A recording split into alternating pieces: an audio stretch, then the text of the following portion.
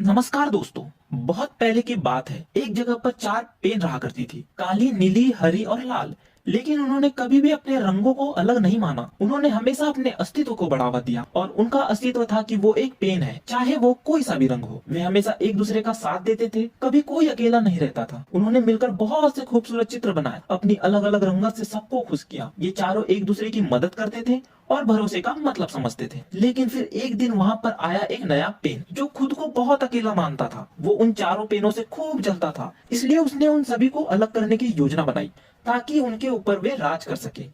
एक बार वो नीली पेन के पास जाकर कहता है, तुम बाकी पेनों से बहुत अलग हो, तुम काफी बेहतर हो, हर इंसान तुम्हें बहुत चाहता है। ऐसे बोलकर उसकी तारीफ कर कर उसके मन में दूसरों के प्रति जलन की भावना डाल दी। काली, हरी और लाल पेन से भी यही कह के उन्हें भी भड़का दिया और कहा, तुम्हारे दोस्त केवल खुद को बेहतर बनाने के लिए तुम्हारा उपयोग करते हैं।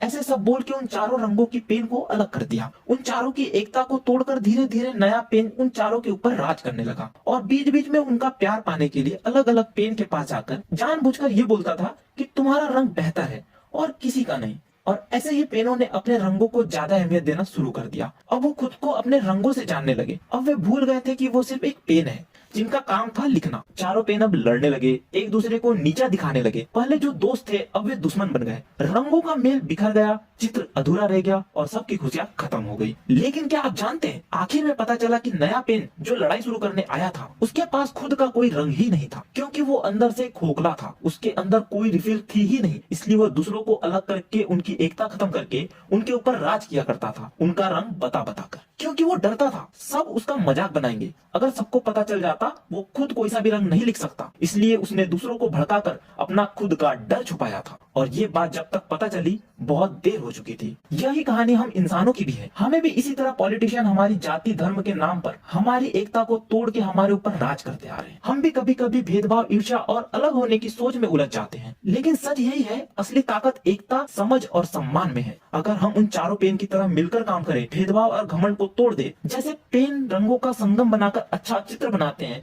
वैसे ही हम इंसानों को भी मिलकर दुनिया को बेहतर बनाना चाहिए। धन्यवाद दोस्तों।